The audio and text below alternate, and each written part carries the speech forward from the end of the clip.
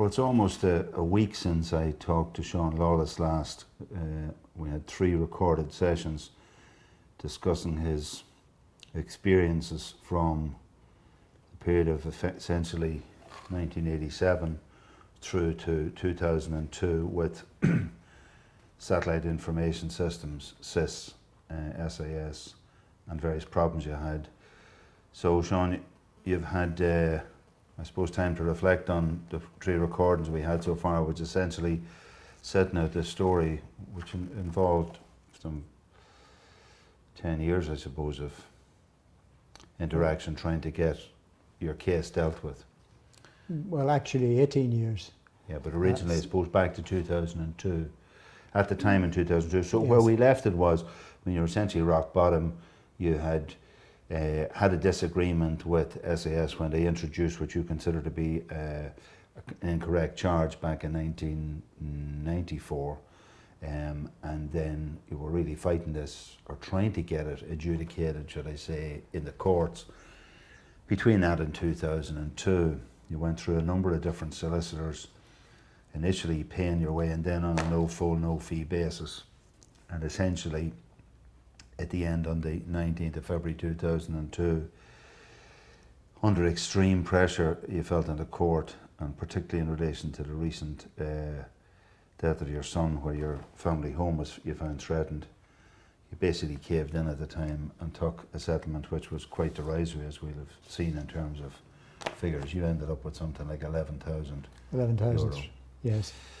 So, you know, I thought it was important because that was really the lowest ebb for you, wasn't it, at that time? Surely, yes, yes. And you described to me afterwards how you had, in vain, written to the trial judge to highlight the coercion you felt you were exposed to at the time. That's right. Now, following that, you know, the question I was left with is, okay, you've settled your case, in a sense you can't progress that case any further, but you were unhappy that it had been properly dealt with, and you told me you subsequently made a complaint to the Law Society against your solicitors, not right? That's right, yes. So do you want to just briefly take me through that sort of post-trial period? The post-trial period, yes.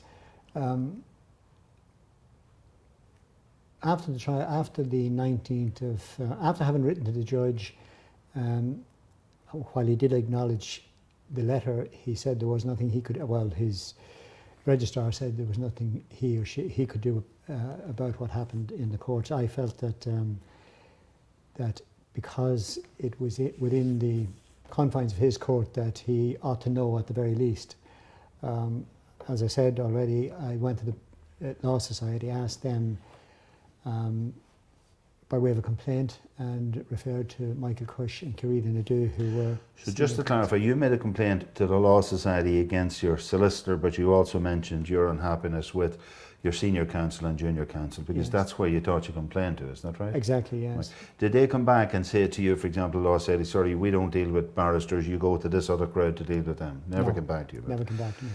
And essentially, in dealing with your, like we've talked off air about this, and your complaint with the Law Society went around in circles a little bit for months, some 18 months or so, 18 from months.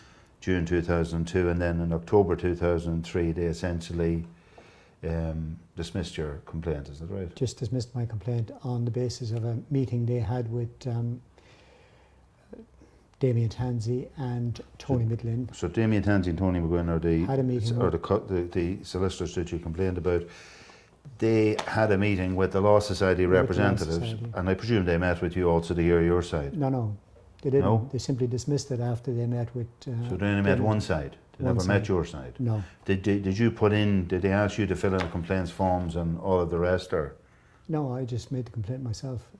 All right, and when they met with the, you know, they obviously met Damien Tansey and Tony Midlin and said, look at this complaint against you, what have you to say? Did they come back to you to correspond with you about it? Or no, they simply told me that they had dismissed the complaint, and that it was open to me to apply to the adjudicator, it was like a legal ombudsman or so. Ombudsman, so or a legal adjudicator. Presumably you referred to the legal ombudsman? Well, I wrote to the legal ombudsman, and he just rubber stamped what the Law Society said, that he found nothing wrong with the Right. procedure. But again, when you've told me this, what I found was strange. It appears from what you've told me that they basically they met with Damien Townsend and Tony Glenn, but didn't meet with you. So it was it didn't seem to me to be a balanced setup. But separately, nobody had come back and told you can't complain to barristers through the Law Society. You have to go to the Bar Council or whatever. So that took you through in 2003, and sometime later, now I suppose a number of years later, you told me you met a solicitor who told you that, oh, did you not know that the Barristers Professional Conduct Tribunal are dealt with through the Bar Council? They're the people you go to. This was news to you, was it? This was news to me. Now, I'd just been discussing it, and he knew about the case. The retired solicitor knew about the case, and I was discussing it with him, and he said, did you ever make a complaint to the Bar Council? And I said, no, I assumed that the Law Society, their barristers, solicitors, and senior counsels are all lawyers from the point of view of the public, and therefore I assumed that the Law Society would be dealing with all of that. Yeah, it's funny, you and I talked, I mean, obviously your listener will imagine, sure, this man was in and out of court right through the 90s. He was in the High Court and all that. You'd have thought he'd know all these things. But I reflected back, I mean, I showed you documentation that I had about a complaint that I had proffered to the Barristers Professional Conduct Tribunal myself in the mid-90s, and I showed you documentation where they told me that if I told anybody else about the fact that I'd made a complaint, that they reserved the right to throw the complaint, that it was to be held in secret. And as we discovered, that's apparently no longer the situation. But in the light of that, I'm not surprised that the lay person or the lay litigant wouldn't.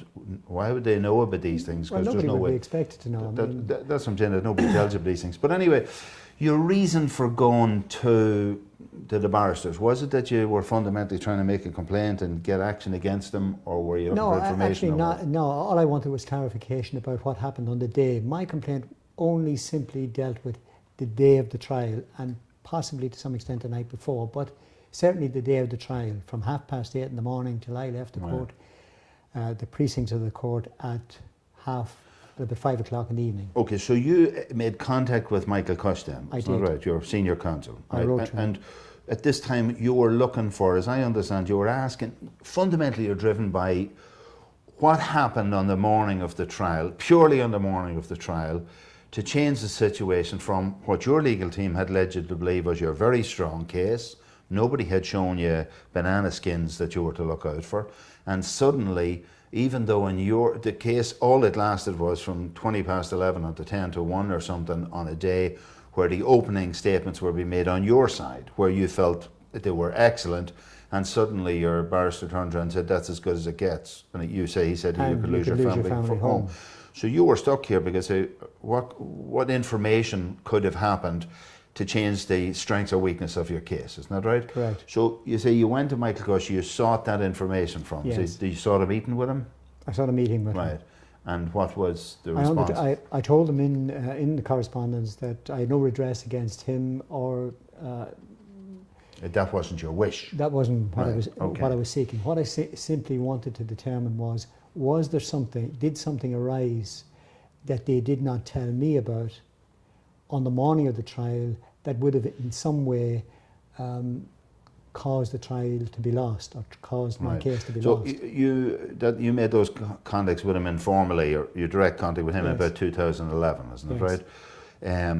And obviously his response from the correspondence you showed me was that, look, it's been a long time ago and etc. But he did agree to meet with you, but on certain conditions. Yes. Isn't that right? Yeah. On condition that I would not bring the matter any further. So you would commit not to go anywhere else with this. Absolutely. If he had a conversation with you, then you were going to take no further action against Absolutely. him. And you felt at the time that was restrictive on him, isn't that right? No, I couldn't accept that. I was prepared to accept that if some human error was the cause of all that had happened, that I may be able to accept that. Right. But what I wasn't prepared to accept was that here we had, and in particular Michael Cush had amended the statement of claim, or modified the statement of claim, to include misrepresentation and conversion. Right. To strengthen your claim. To strengthen the claim. Right. Therefore, when we were going into that court, we were very, very confident, at least I was, and they were, at least on the morning at the early morning session and on the night before. Right. So anyway, you couldn't give him that commitment not to follow through if you found out information. So you went away the process. You found out about this Barristers Professional Conduct Tribunal. You lodged a formal complaint. This was addressed. They dealt with the complaint and they threw the complaint out. And dismissed it. From my understanding, they dismissed it. Essentially, the decision they made was that it was so long since the case was heard that the delay was too long. Yes. Now, you did show to me their own internal documents. There was no statute of limitations set by the Bar Council. In fact, it's addressed, and it says there are no specific time limits. So you weren't debarred on a technicality as such. The other thing is when you showed me their adjudication, they seemed to go all over the place talking about the merits or demerits of the case, but then they just said, well, we threw it out because of too long a delay. Absolutely. So you then discovered there was an appeals process Yes. there, and you went to the appeals process. Just to say that on 3 occasions, you went to the Law Society, you went to the Bar Council, the Barristers Professional Conduct Tribunal, and then to the appeals board of that group. And at no time did you put the substance of your case together, all your papers and the documentation, a range of things that we've talked about, for example, in the last 3 recordings. Yes, and looked at, yes. Yeah, I was always a bit surprised, but you said to me that you were waiting for a procedure to happen where they'd say to you, okay, now put your papers in front of us and then we'll show them to the other people.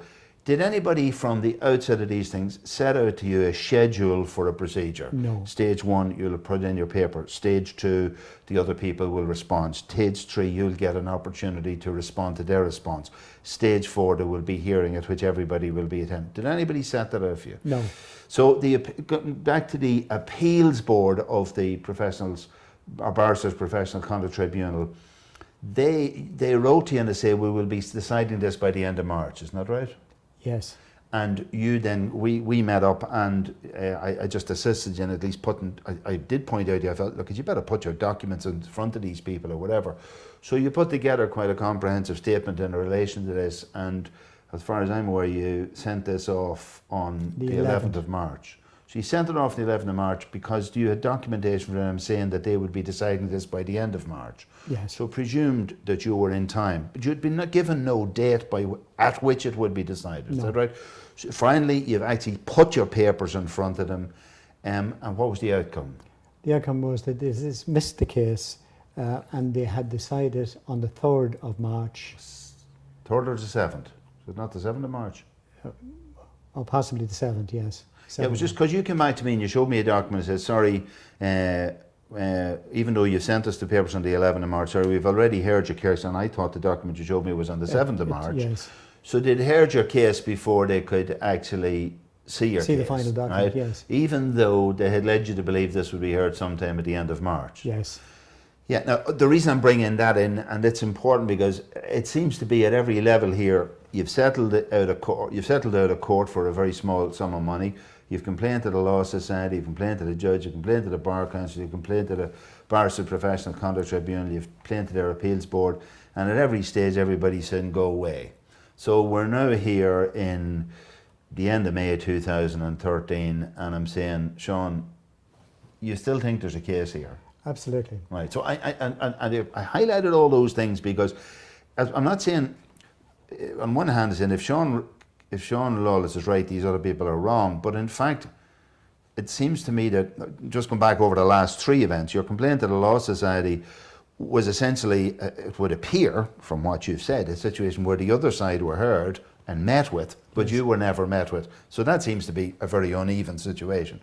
The first complaint to the Barristers Professional Conduct Tribunal, you never presented the evidence on your side, assuming there was going to be a process. Isn't that right? I assumed that they would. And the appeal of that was heard before you had actually given your papers in, even though you were essentially led to believe it would be the end of March. So my point is that while on the face of it, it seems that those adjudications all were held about you, there's never been an adjudication on this information. Isn't that right? Never. So that's important. That given something that started in 1994, we're now almost 20 years later. The essence of this case never been tried. So you're saying to me this issue, this case against SIS for overcharging, if we're wrong for charging, whatever, you're saying it's still live and it's still valid, but not for you. Is that correct? Yes. because you have because I taken have a settlement. yes. But your argument is that the very same arguments and breaches of contract or whatever exist for all of the other bookmakers who would have had business with SAS at that time and since. Is that right? From 1994 right up to this date. Right. So, and essentially, what do you want to do now? Your case was settled out of court, but you have sort of got your act together and said, okay, I want to go forward with this. So what does that mean to you? Well, what it means is it essentially, this case could have been completed within the event, or the underlying matters in this case could have been dealt with within a month. I mean, dealt with as in decided upon by a court. Well, is that what you're not saying? necessarily decided by SIS. All SIS were asked to do was to produce for me a breakdown of the cost of the service fee when it was costed by the board of directors in 1987. The cost of horse racing and the cost of bags greyhounds on the other side. There were only two elements in the service. Those were the two elements. So when you showed me your contracts we were discussing earlier, your contract with SIS was for the delivery of audio and caption services or video for all sporting events on that day. And the only events that was in the contract, and we've read it into the detail the last time, but the only sporting events that could have existed at the time for use, the only service was horses and greyhounds. Is that right? That's so right. Just again, your argument is that case is still valid. So what I wanted for our listeners here is just say, your case, what is the case? In 1987, SIS service is introduced. They charge a sum of money, yes. Right?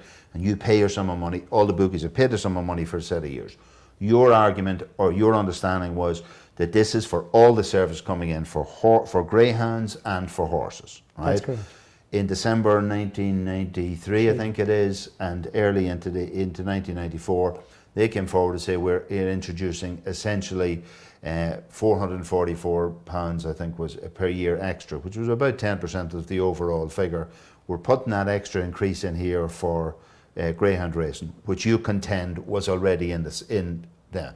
Around that period of time, they also modified the contract documents that they were rolling out, and you showed me copies of two contracts, one I think signed in 1988 and the other in 1981. And lo and behold, there's an extra piece of information not appended to section, what was the section? Section 5. Section 5, not appended to it, but actually stuck in somewhere in the centre of the subsections.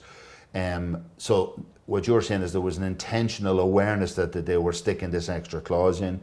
You had a witness willing to come to court to say that he had been an employee of a manager in SAS and had been instructed to dump all these previous contracts in the order of what you believe to have been thousands of contracts and replace them with these new ones, right? That's correct. So that's essentially, and if the case is right or wrong, your argument is that it's on the basis of the reality in 1994. And if it was wrong, then it's still wrong. Is that what you're saying? Okay. That is correct.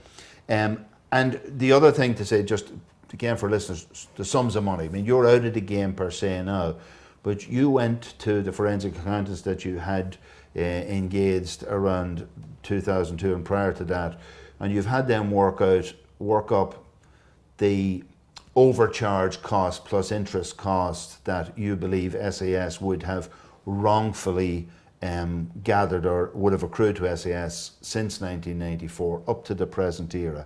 And you showed it to me in a spreadsheet which showed me that for 9,000 bookmakers throughout England and Ireland, if they were all to have signed up in 1994, and you roll out the extra £444 a year per bookmaker, you put on top of that the consumer price index or retail price index increase, and an 8% interest charge, which would have been the legal interest charge applied in the case of a wrongful charge being applied.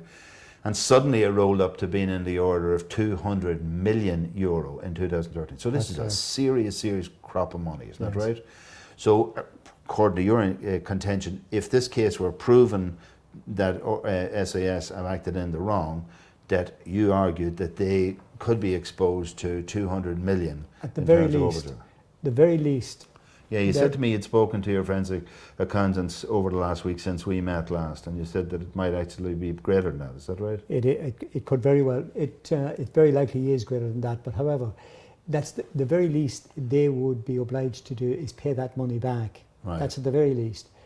But there is an element of this, the intent as placed in my statement of claim, the misrepresentation of the facts, the misrepresentation being that there was no charge for bags within the original SIS service fee, when in fact there was, by virtue of a letter of an internal document signed by Terry Ellis, the director of racing at that time, where he said separately. Yeah, just to clarify, maybe we'll just slip on to what I was going to ask you. Sorry, we'll just come back to that in a moment. Just stick with this. As I say, there's your argument is that there's a criminal element in terms of a fraudulent element, in that that SAS would have known what they were doing, essentially. So there are other ramifications over and above just the amount of money they've overcharged in relation to criminal behaviour, in your view. Yeah, right? It's worth making the point that in 1987, the directors who were sitting on the board who costed the cost of the SIS service, horse racing and bags greyhound racing, were still directors in 1993 when they incorporated this new additional when they charge. introduced this new charge. Right? So therefore, again, it wasn't something that was... a new breed of people had put Yes. in. Right. Now, just to say to you that one of the questions I've had, you developed a case between 1990, late 94, when SIS, essentially because you didn't agree to pay, simply cut your service one day, 14th of November, I think you might have mentioned 1994, was it? And suddenly, as a bookmaker who relied on that single channel of live racing coming in your door, once the channel's turned off, you're out of business. So you were just knocked out of business because, even though, again, just to remind our listeners that you had agreed to continue to pay the basic rate which you'd always been paid, which was maybe it was 4,800, I think you said it was, and simply that the disputed amount, which is say £444, did you agree to put that on a joint account until that matter was adjudicated on, either in a court or by some agreed mechanism or whatever. Now, but they took the hardline decision, you know, you don't pay, you don't play, you're gone, and your business was decimated. Essentially, you lost your livelihood through that. That's right. Yeah. Now, and I can see why, obviously, too many other bookies weren't going to take that risk. I mean, in fact, by doing to you what they did, I'm sure it put the frighteners on a lot of other guys, because it made them say, if you don't pay, you'll be just cut off. Kill one, frighten 1,000. Yeah, so, I mean, that was successful in that sense from their point of view. And I had questioned, okay, first I was asking, why did it take so long to take this to go to trial? But you've taken me through over 3 sets of interviews, 3 parts. We've gone through, you were with McCann Fitzgerald, you know, a multinational, serious company, Ian Finlay, senior counsel, put together a case on your behalf, considered the issues. It was very clear that you had a very strong case.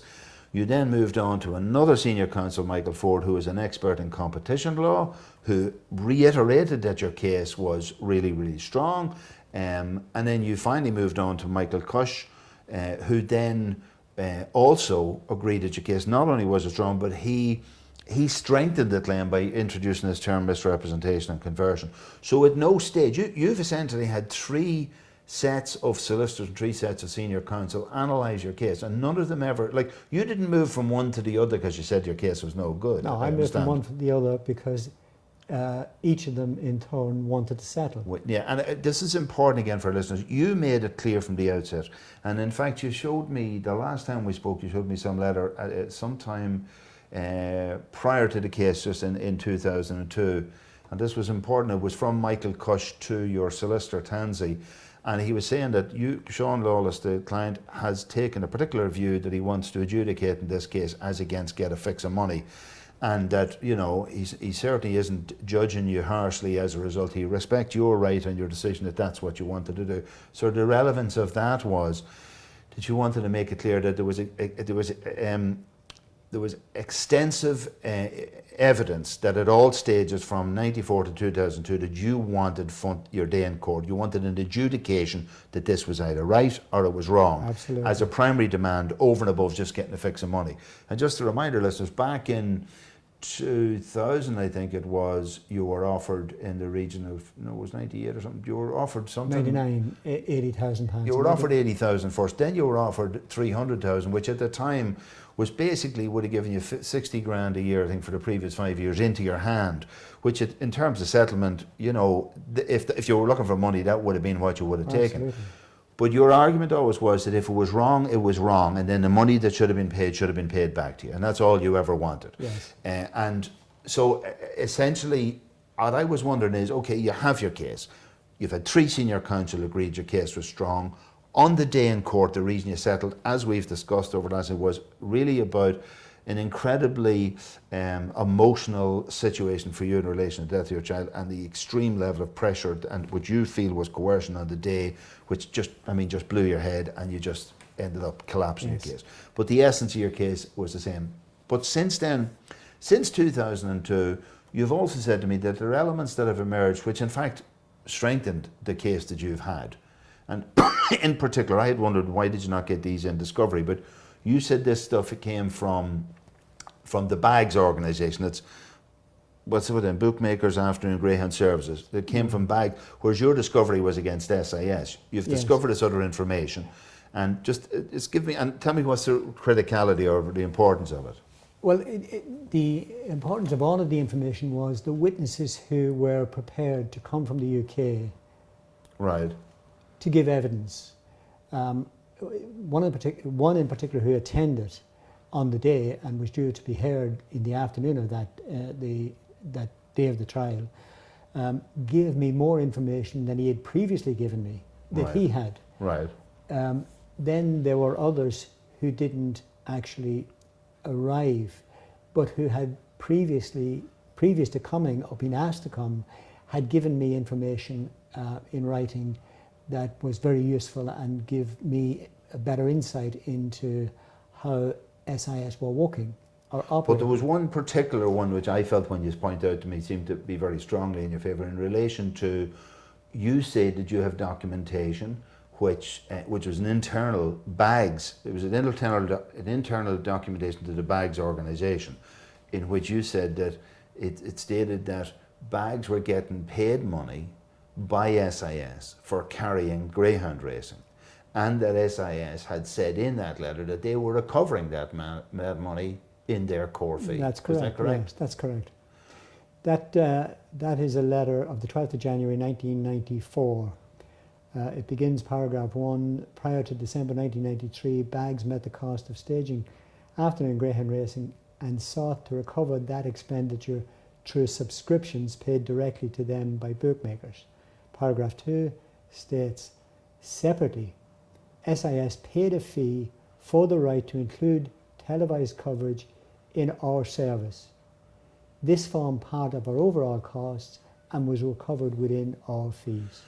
And that's relevant insofar as what this letter, and Terry Ellis was, who was Terry Ellis at the time? He was Director of Racing in SIS. In SIS. So, yes. So the man inside SIS's own people were stating there, according to what you've showed me, that SIS were paying BAGS for carrying the signal. Yes. Right? They were paying BAGS money, and it says there that they were, prior to this, it was part of their overall cost and was recovered in our fees. So that co-aligns with what you had said your contract was, that all sporting services delivered on the day, which only could have been horses and greyhounds. Is that right? So that information wasn't part of your original thinking in relation to your case, which was already considered to be strong by 3 different senior counsel. Isn't that correct? Yes. So what you're saying is that since that period of that trial, which was collapsed because of the personal circumstances and coercion that you experienced on the day, rather than on the weakness or strengths of the case. And the other thing is, what you had tried to do with Michael Cush at all times was to find out, and this was critical, if you're walking in the door and your own team is behind you, they're committed to the trial, you have paid them, even though this was a no-full, no-fee case, you had advanced them 30,000 punts into their hand to run a case which they estimated would take 2 weeks, in order to cover them from other work they otherwise would have paid money on. or made money on. Now, you had shown that level of commitment. You had repeatedly been asked, would you settle? You'd been repeatedly threatened by, somebody saying they're going to take your family home from you. Let's call it a spade a spade. It was a threat. You'd repeatedly gone through that. Those threats had been repudiated. You'd been made aware of this by your barrister, your solicitor, and yet on the morning of the trial, what you're saying is what happened between 8:30 and 1:30, because you've never been told there was any weakness in your case. So you have no reason to believe there was a technical weakness in your case. Is that correct?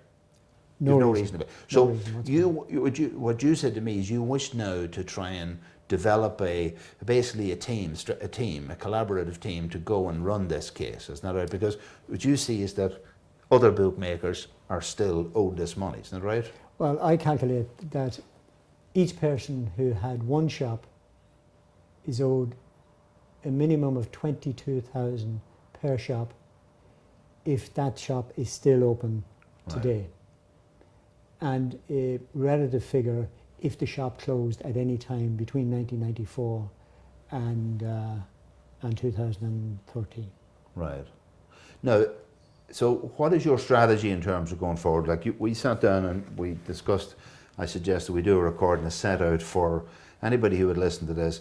And one of the major concerns is you ran a case for trial. You arranged a number of witnesses that come over from the UK. You had booked accommodation for them, etc. And I know you said to me you felt particularly ashamed at the end of the experience when you collapsed, because it was then, it could be made to look as if you had only used these people as cannon fodder to get a better deal of a settlement. Yeah. Which, when we look at the settlement, was 11,000 compared to the 300 you could have had 3 or 4 years before then, or certainly say 3 years before then. That just doesn't make sense. But at least by setting out the background and the trials and tribulations that you went through over the period of time, someone might genuinely understand why you ended up in that space, and also why the case is still there and never been adjudicated on. I mean, you did, and I'm aware that back in 1994, you said to me that you had asked 94-95 that this case be presented to a district court judge and he get an adjudication on the facts. Yes. Because once the facts had been adjudicated on, if at the time SIS would have been exposed for doing something, let's say the decision had been that they had done something incorrect, no one else would have suffered either suffered closure or suffered the overcharge over those number of years, which may then have also forced them into closure because of unnecessarily high costs. Isn't that right? Yes. So just to say to you that, like, when we said you want to go forward with this, so the reason I discussed this today is what happened to you between 2002 and 2011, or 2013, we're just wandering around, but it was a bit like Gethsemane for you. You're going off you're looking for hope within a legal process, which, as you see, wasn't very conducive to engaging with the lay litigant on an equitable basis. That's a nice way of saying it. That's reality, yes. So what is your plan? And how do you see this thing progressing? Well, my initial plan... And what would you like, for example, if there's bookmakers out there who listen to this, what would you like them to do, and what's required of them? Well, what is required of them, if they wish, to seek to get 24,000 or 22,000 per office that they may have had from 1994 to now for each of those offices. The amount owed, I believe, by SIS to them is £22,000 per office. And from SIS's point of view, if you roll that up over 9,000 bookmakers, it's in the region of 200 million. Right. Now, first question is, why do I need Sean Lawless? Sure, I can just take the case myself, isn't that right? There is no way that anybody could do this without the information that I have. Yeah, I mean, for the simple reason you've done the running around, you've done your 40 days and 40 nights in the desert. You've done that. And while you had to sign a settlement under, in your case, which you consider to be excessive and unfair coercion, the reality of it is that the arguments and the essence, the papers, the documentation, you have put these all together, and over the last year or two, you've actually been working on documenting this whole story. Absolutely. Isn't that right? Yes. So essentially, we described it last week, it's a bit like you have the ball, it's on the penalty spot, you just need someone to come up and put it in the net. Essentially, that's your view of it. Yes. Right? And the trialling of this case should not need the length of time. Like I have, you know, one of the reasons I asked to talk to you about this was I was always shocked by the length of time this complete mess. And I mean, I just really can't understand There's nothing in my life makes sense of how a whole legal process can go on and on and on and on and on and on and on and on and on and on and on and on and on. And the only thing that increases is the sum of legal money that everybody gets paid, rather than the case gets settled. But what I'm saying is there's no new information required in terms of you have your case. But you also felt, I think, that outside there, the other experiences of other bookmakers when they come into this collaboration can only strengthen and enhance your case. Yes. And that's what I've no doubt. I've no doubt that there is information, additional information, above and beyond what I have, which would strengthen rather than weaken your case. Would absolutely strengthen it. I believe, the case that I have is around an 80%, 20% in my favour, right, on the basis of what I have. I would like to close that to an absolute 100%. Right. So in terms of, as you say, an individual trying to take on SIS, I mean, the problem is you're taking on an organisation who, if you're correct, and if they've overcharged the 200 million, they're a massive business now, and their power in terms of responding to this would be huge. So your beliefs that the case needs to be kept narrow and tight, and simply what you're asking for is to bring the case to an adjudication, isn't that right? Yes. Get an adjudication, this was correct or this was incorrect. That's correct. After which, then, if it's found to be incorrect, then the sums of money can be weighed out for the various bookmakers. Right? Correct. So again, I can understand from having talked to you about this how if I was a bookmaker, why would I want to get into this circular business of going round? So it's really a matter of a number of bookmakers coming together to create a war chest to push this through to a professional end, isn't it? Well, you see, what we have now in Ireland that didn't exist heretofore was the commercial court. It's a separate court from the High Court, which deals with matters of 1 million and 1 million plus. Since the amount of money involved here is far in excess of that, it takes 8 months to 12 months in the commercial court. Right. Whereas me going to the High Court, paying barristers and solicitors, took me from 1994 to 2002, almost 8 years. Yeah, but just in relation to that and reviewing that, a couple of things around this. You're not proposing to do this on a no-full, no-fee basis. Oh no, no. Yeah, no. The idea you're talking about is getting a group of bookmakers together, basically to fund with a war chest Yes. a sum of money, which is basically used to hire a legal team to put the ball over the line. Yes. So what you're saying is the workups for all of this has been done by 3 high-graded senior counsel. Yes. Right? These are not Mickey Mouse people in terms of their reputations. All this material is already in position. You have all the documentation ready to go. And you're not looking for a team of solicitors or barristers who are going to start wandering around the settlement business. No, You'd be a clear mandate that these people take the case to court, try it, get a decision. That's the sum of money, how much it's going to cost.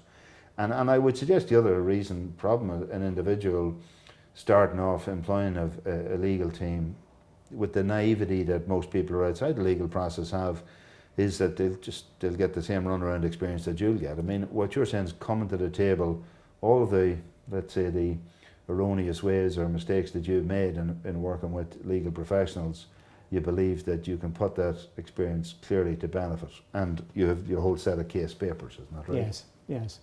So have you discussed this with any of the people in the bookmaking business? Have you gotten any feedback from them? Yes, I've gotten general feedback now. I haven't. The vast majority of bookmakers think that I just settled. That never was the case. Just looked after yourself. But I just looked after myself. And probably presume you got a big lump of money too. And certainly did. One of the witnesses who was due to attend on the Friday of that week of the 2-week trial, when I went to see him to explain what had happened, he wouldn't speak to me, wouldn't talk to me. I've sent emails to others who were... and wouldn't talk to you because what? Because they believed that you'd used them. I just used them. Right. And it exposed them to SIS. Correct, all right, right. It exposed them very badly to SIS. Well, I mean, that was part of the reason we set out the longer story in the first 3 parts of this series, was to let people know. I mean, not for anybody who's in the bookmaking business, they don't understand why you did it. I mean, from my perspective, one of the things I'm interested in is how an individual takes on a power structure and how the processes that are inhibiting ordinary people from getting a judicious outcome. And what I mean by that is you obviously accept that you could run this trial in front of an independent judge who might see things differently from you. Isn't that correct? He may not agree with you. Yes. That's not been your complaint. Your complaint is that it was never adjudicated upon. That's yeah. my complaint. And you know, I suppose, you know, at least with the experience that you've gained, in terms of the opportunity for people who perhaps misunderstood or misinterpreted what happened back at that time in 2002, and also for other bookmakers who may not in fact be aware that they have been, in your view, overcharged for all this period of time. Isn't that right? Yeah, well, strangely enough, David Holgate in 2001, November 2001, sought an interview with David Ashford in the Racing Post to tell David Ashford that independent bookmakers were continuously complaining about SIS and their pricing structure. David Holgate, told David Ashford that the pricing structure of SIS was ratified by the Office of Fair Trading. That was published in an article in the Racing Post, which I read. I wrote to the Office of Fair Trading and asked the Office of Fair Trading, do they ratify the pricing structure of SIS? They wrote back and said, no, we don't. And we have written to David Holgate and we have received an apology from David Holgate. And as far as we are concerned now, that's the end of it. But of course, the listeners would have ended up believing that this was all Absolutely. above board. And of course, David Ashford, when I wrote to David Ashford and sent him the David letter, Ashford represents who now? Who's he with? He's the journalist who actually who done the interview with David Holgate from SIS. From SIS, right, okay. And he never corrected that information. Right, okay. So that the individual out there believed that, although they believed and had complained to SIS about the structure of their price structure, that when they read the article of the interview with David Holgate, that the Office of Fair Trading had okayed this. Okayed it, right. Then they believed that's what they believed, and they were never given any reason other than that. I was the only one who was given reason for the in Office terms of of a timeline, we're now in the end of May 2013. What would you like to do in terms of, you know, getting together a team? What do you want people to make contact with you? Where will they contact you? How do you want to progress this? Yeah, well, I'd like. I have a website, SeanLaw.com, www.seanlaw.com, which was put up during the initial process in 1999, which I got quite a sizable amount of feedback from bookmakers, and I was attempting to fill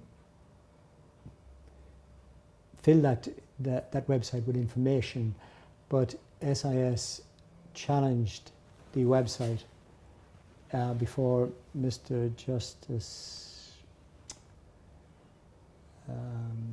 Well, they challenged the website in the courts, and I was told not. This was to in 1999, 2000. Yeah, 1999. And from my memory, you made the classic mistake of giving an undertaking not to put up any stuff on that website. Yes. And of course, the problem is that legal interpretation of the word undertaken is a bit like hanging yourself in a gas chamber. You know what I mean? It's like it really was, and you know, that no longer applies and so far. I mean, just again for listeners, it's interesting the sort of play on words here. The website is called seanlaw.com, as in old law. Sean law in Irish would mean old law, so it's about almost looking for some sort of long-standing, sustainable and reliable ancient justice that you're talking about. Also, obviously, you're Sean Law. So it's spelled SeanLaw.com. So that's the site which you're going to basically redevelop, and then all the data that you've shown me over the period of our interviews you've repeatedly shown me document after document. So what your objective is to pull samples of that documentation there to let people know that you have this data. Yes. And you've shown me that it's particularly well archived and annotated, etc. And also in terms of if people want to contact you through your email address, perhaps your email address is, this is your Gmail address, so it's Sean Law. it's Sean70, so it's SEAN70LAW at gmail.com. So it's Sean70law@gmail.com. That's correct. All right. So again, that Gmail address again is SEAN70.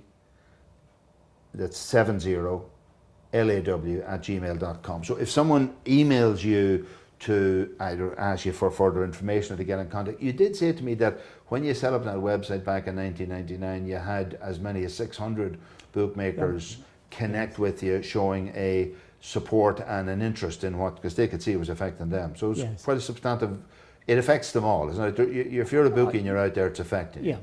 It does affect you. I mean, it's an increase in your cost that you don't. It's an increase in your cost that you don't need. But interestingly enough, when I spoke to the forensic accountant yesterday, and referred to a 21% increase in 2011-2012, or possibly which had been applied. By SAS. Okay. Was that increase applied to the amount of money that was being, as I say, unlawfully paid? So it's over and above. So in fact, the figures of the 200 million that had been made were based on a retail price index, I think, of 3% a year, right? And an interest charge, which is fixed as a standard legal interest charge. But on top of that, there was a period over 18 months, I think you said, that there was an extra increase of maybe up to 21%. Absolutely. So there's a lot of money in there to be played for. And I mean, in your sense, in going forward with this group of people, are you looking for a quick settlement to that group by SAS to buy us off, or are you looking for, again, are you still in this, I want an adjudication? Yeah, I want an adjudication, right. Absolutely. I simply want an adjudication. I've always wanted. Mary, my wife, often said to me that I was barking mad to have taken this case. When Mary and I arrived in the court, or when Mary sat beside me in the court, at the back of the court, on the day of the 19th of February 2002, Mary said to me, I always thought you were barking mad. Now I think you're only moderately mad for taking this case, now that I was in. Right. But after we came out, that changed back to barking mad again. But having said that, as far as I'm concerned, I am absolutely committed.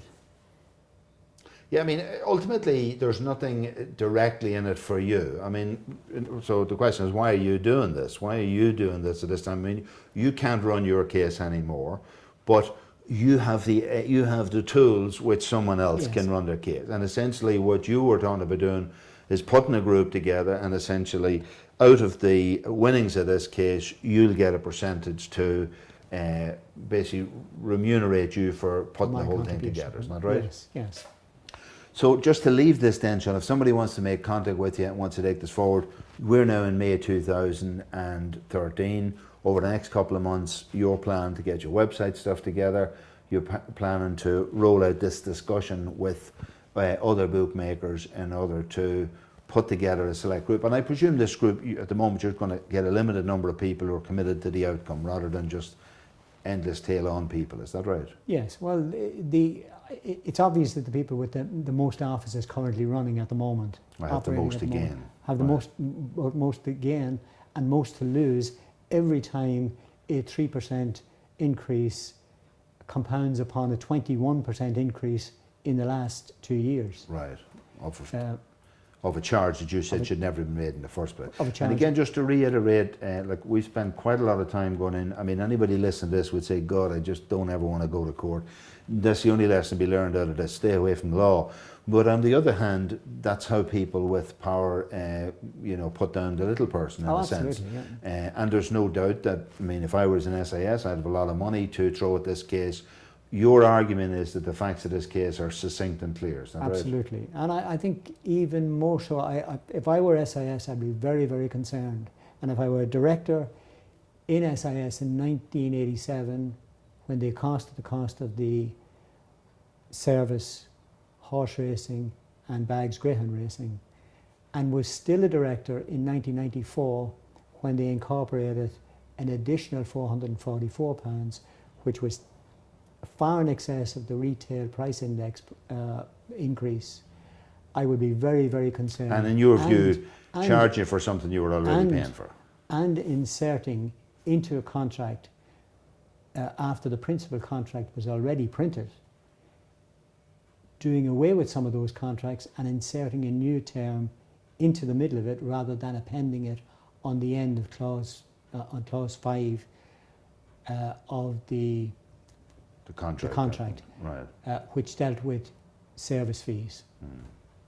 So just again, once again, if you're interested in following through this, make contact with Sean. The best initial way to do it is SEAN70law, LAW, at gmail.com.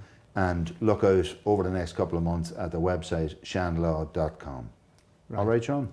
Excellent. Thank you very much.